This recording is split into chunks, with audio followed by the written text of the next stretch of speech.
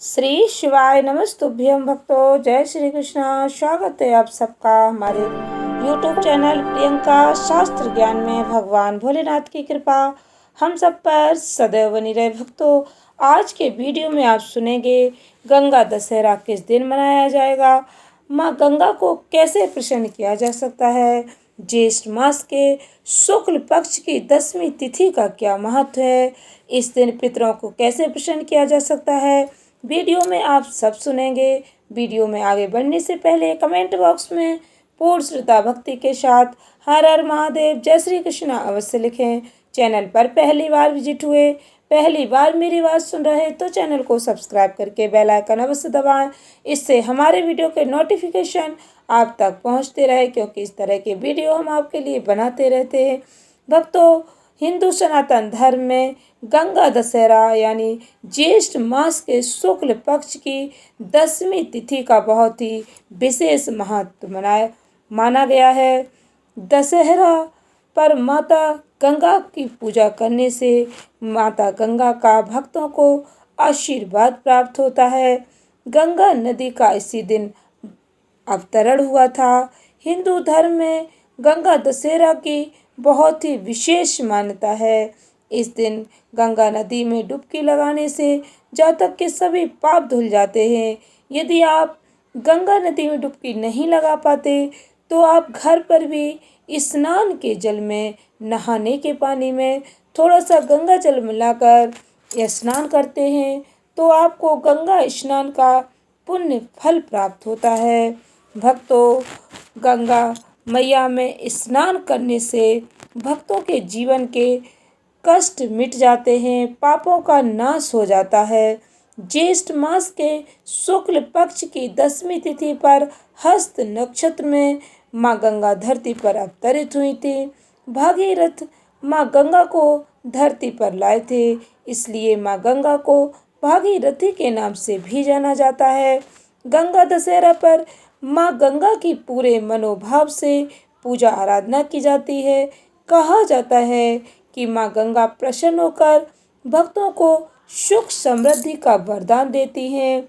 भक्तों, यदि आप माँ गंगा के अवतरण की कथा सुनना चाहते हैं तो कमेंट सेक्शन में अवश्य लिखें।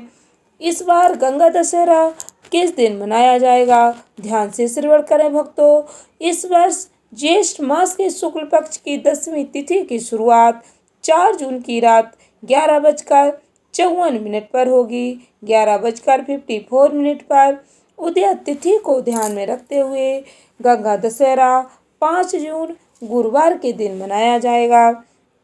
गंगा दशहरा पर भक्तों सुबह 9:14 पर सिद्धि योग रहेगा। इसके साथ ही इस दिन रवि योग और हस्त नक्षत्र रहेगा। दोपहर 1:02 पर तैतिल करण रहेगा। गर्करण योग दोपहर 2:15 तक रहेगा। इस दिन भक्तों गंगा दशहरा पर स्नान और दान करने का बहुत ही विशेष महत्व होता है। इस दिन पितरों के निमित्त दान तर्पण करने से पितृ दोष से छुटकारा मिलता है। पितृ प्रसन्न होकर अपने परिवारजनों को आशीर्वाद देते हैं। इस दिन सुबह जल्दी उठने का प्रयास करें, सूर्योदय से पहले स्नान करने का प्रयास करें। भक्तों, यदि आप गंगा नदी में स्नान नहीं कर पाते तो स्नान के जल में थोड़ा सा गंगा जल मिलाकर आप स्नान करें। इससे आपको गंगा स्नान का पुण्य फल प्राप्त होगा। देवी देवताओं को गंगा जल से अभिषेक करें, भगवान जी का पूजन अर्चन करें, माँ गंगा का ध्यान करें, माँ गंगा की आरती अवश्य श्रवण करें।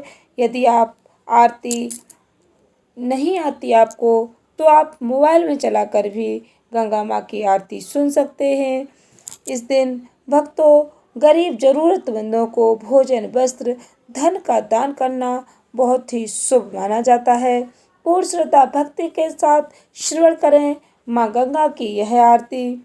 ओम जय गंगे माता, श्री जय गंगे माता, जो नर तुमको ध्याता, मनवांछित फल पाता। ओम जय गंगे माता, चंद्र सी ज्योति तुम्हारी जल निर्मल आता। शरण पड़े जो तेरी सो नर तर जाता। ओम जय गंगे माता पुत्र सगर के तारे सब जग को ज्ञाता। कृपा दृष्टि तुम्हारी त्रिभुवन सुखदाता। ओम जय गंगे माता एक ही बार जो तेरी शरणागति आता। यम की त्रास मिटाकर परम गति पाता। ओम जय गंगे माता आरती माती तुम्हारी जो जन नित्य गाता। दास वही सहज में मुक्ति को पाता। ओम जय गंगे माता ओम जय गंगे माता श्री जय गंगे माता।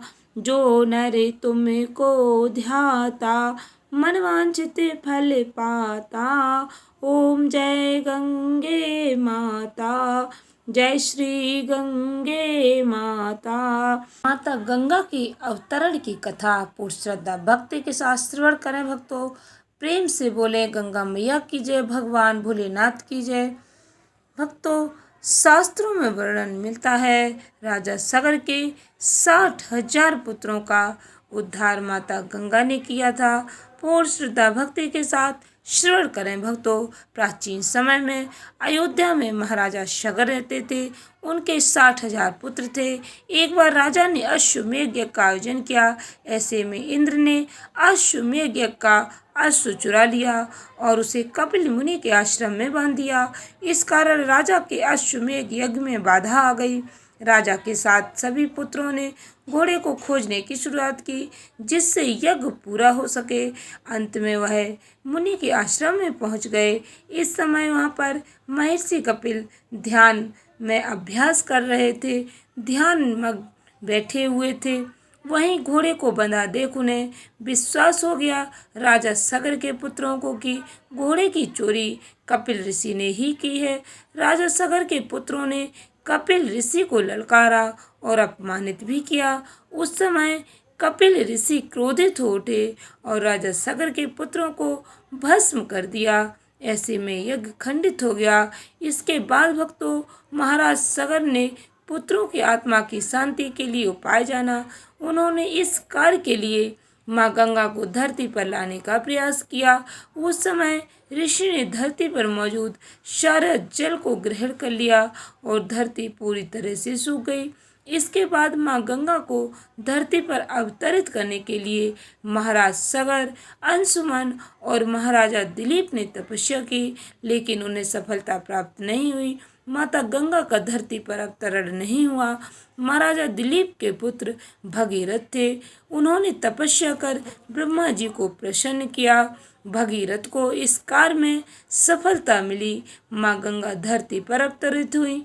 लेकिन भक्तों माँ गंगा के वेग को रोकने के लिए भगवान शिव जी ने अपनी जटाओं में उन्हें समेट लिया।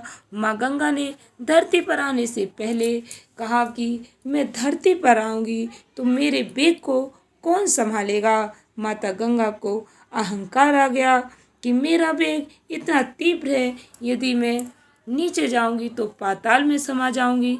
इसलिए भगवान भोलेनाथ ने कहा कि गंगा धरती पर अवतरित हों, उनके वेग को हम संभालेंगे। भगवान भोलेनाथ ने अपनी जटाओं में ही माता गंगा को समेट लिया। फिर माता गंगा के अनुरोध करने पर, राजा भगीरथ के अनुरोध करने पर भगवान भोलेनाथ ने अपने एक शिखा को खोल दिया जिससे माँ गंगा का धरती पर अवतार हुआ। भगीरथ ने रसातल में जाकर अपने पितरों का उद्धार किया। जब गंगा नदी में राजा सगर के पुत्रों की अस्थि मिली तो उन्हें मोक्ष की प्राप्ति हुई। भक्तों इस दिन माता गंगा के अवतरण की यह कथा सुनने मात्र से भक्तों का उद्धार हो जाता है। आशा करती हूँ वीडियो अच्छी लगी होगी, उपयोगी लगी हो तो इस ज्ञानवर्धक वीडियो को अधिक से अधिक भक्तों को शेयर अवश्य करें। इससे हमारे सनातन संस्कृति का ज्ञान अधिक से अधिक लोगों तक पहुंच सके और हम सभी को भगवान का आशीर्वाद प्राप्त हो सके। धन्यवाद भक्तों। श्री शिवाय नमस्तुभ्यम।